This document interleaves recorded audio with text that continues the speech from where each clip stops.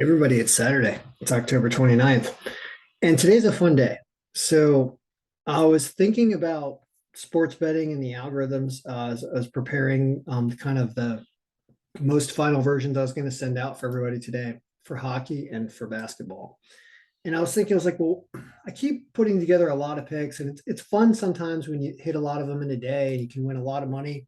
But a lot of people don't do it that way because it involves a lot of losing frequently. Like I party and show everybody when I hit, like seven unders in hockey one day, and I win $1,000 on like a $30 bet. That's fun.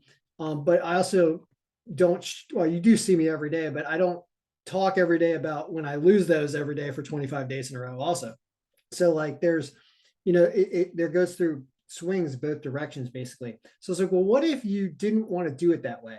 What if you wanted low variance, like the Wolfman? The Wolfman likes low variance, and he talks about wanting to win more. I thought, well, what if you had to win, had to win, to win? What would I do if I absolutely had to win every day?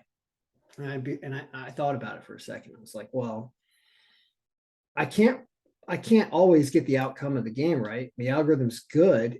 A lot of times it predicts game flow pretty great, and even if you lose games, sometimes you're really close with the algorithm. It does do that. There's a lot of lead changes and stuff, especially in basketball. It's like, well, what would I do if I absolutely had to win? This is what I would do, and I'm gonna start for the first time ever actually doing nothing but this today. And the reason why I don't do this all the time, I'll tell you what we're gonna do here.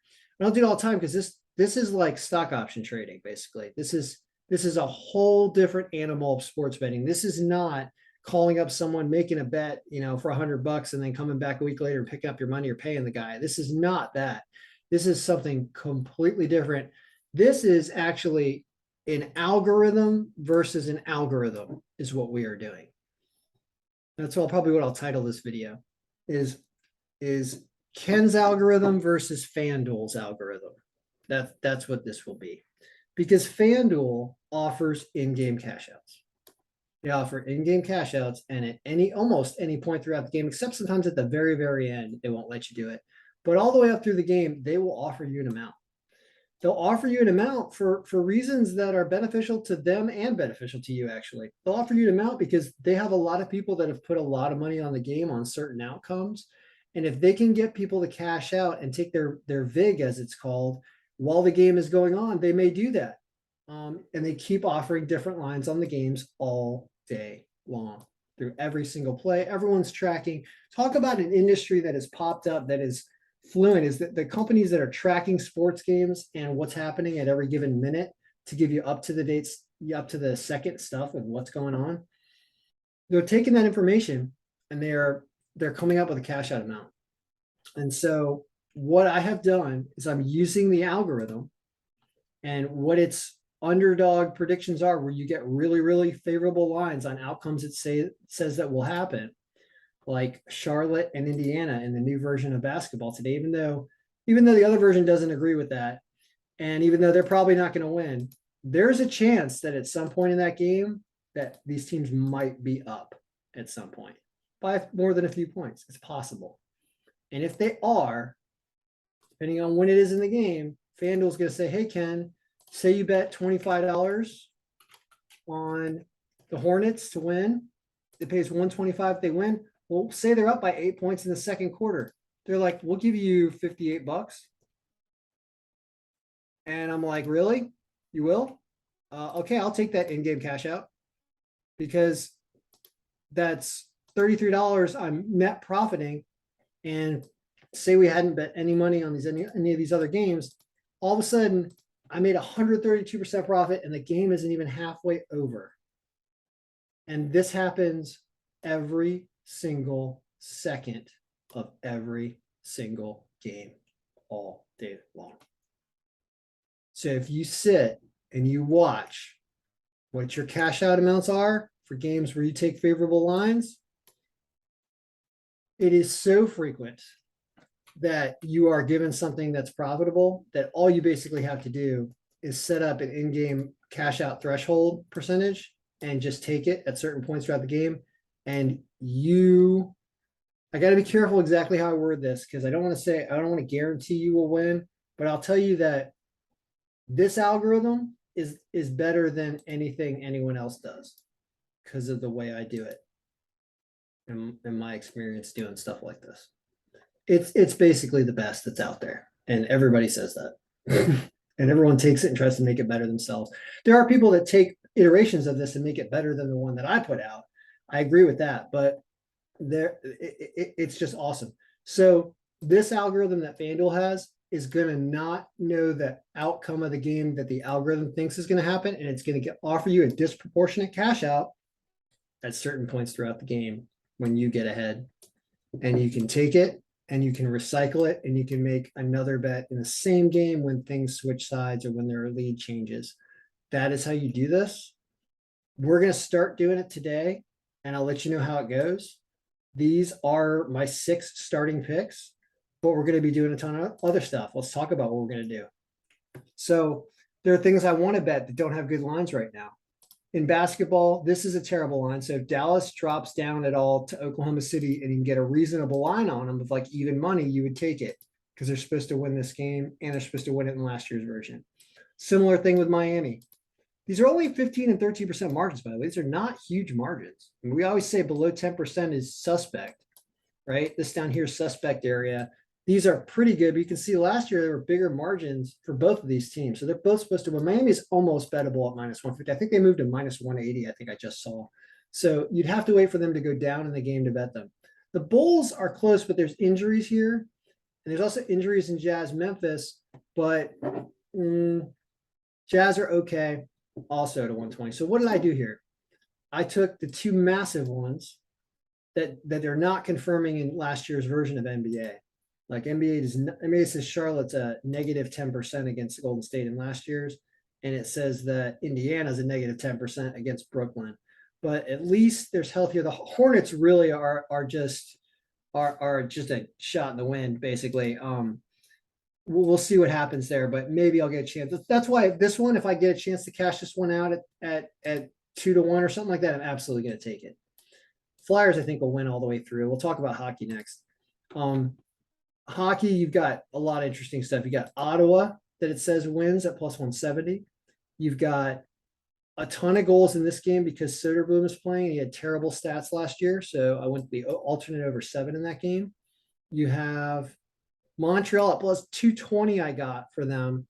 It says this can be a very low scoring game that they can win. So there might be a chance to cash that out late if it's tied or if they somehow get the lead. I want to take the Caps, but I'll wait till they drop down 1-0. What else? I think that was about all I took, right? I took maybe one more on there. Habs sends Flyers. Where's the Flyer game? Flyer game is right here. Yeah, it says they can barely beat Carolina. They're playing great hockey, and it's plus 150, and I think I got plus 155. So these are the ones I'll start with, and then when favored teams go down by a goal or something, I'll take the other team. Like if the Rangers get up 1-0, I'll take Dallas because they're the number 1 pick, right? You could even take an alternate under here and try to get paid a little more, but it's not a great line. So you do that all day and you recycle within games and you cash out in the middle of the game. And I really, I see it as I see that them changing the in-game cash out function to not offer you as much because I'll prove that this is a way too reliable way of making money during the games. But you have to pay attention. You have to pay attention. You have to have your phone out. You got to have your computer on. You have to be watching this and properly cash out, because if you miss it or you can't access it or you can't do it, you're stuck with the outcome of the game. Then anything can happen because there's an outcome that you can't control. But if you control cashing out certain percentages throughout the game, you're going to crush it.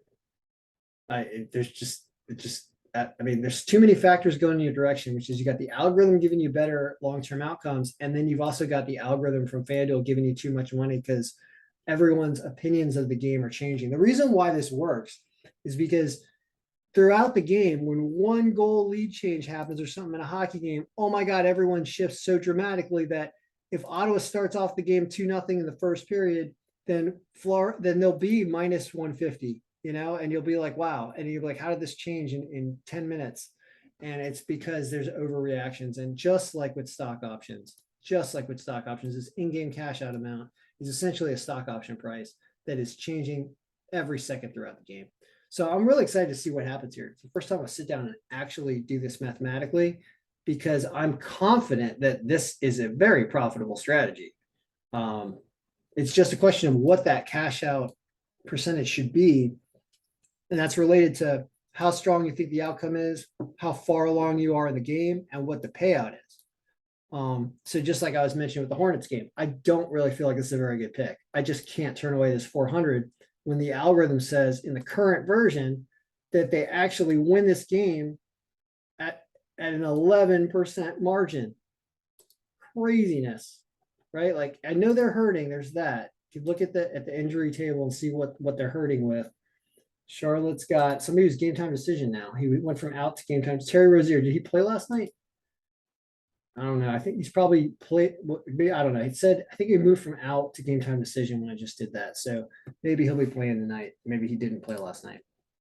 Point is, I can't turn down plus 400 right there, because there's a chance they'll be leading sometime in that game. And only that, they don't have to win.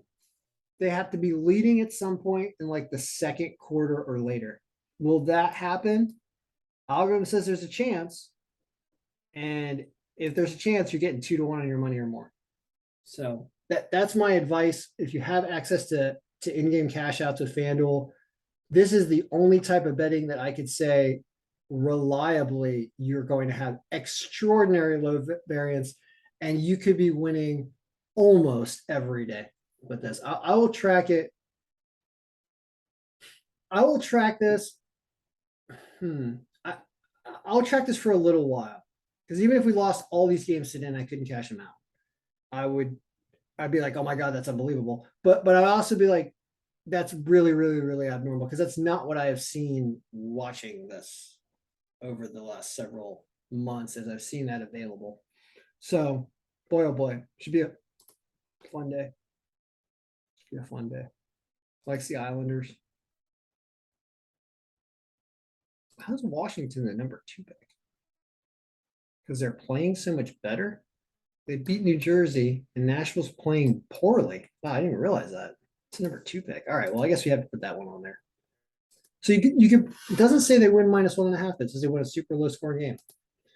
But you could put them on there. If you do put them on there, you don't have as much of a cash out amount. This is why I don't like to put those games on. I said I'd wait till they go down 1-0. Because when they go down 1-0, then you can end up getting them at plus 180. And all of a sudden you have a much bigger cash out.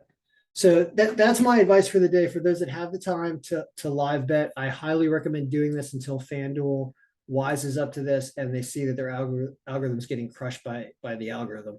Their algorithm's losing to this algorithm, and they'll lower the cash out amount eventually to an amount that's not acceptable almost throughout the entire game. That's their solution to this problem. But I break everything. I'm sorry, I break everything. I've been known. I break everything. I mean, if something good is going on, I break it. I break data. I always take everything to the limit and break it.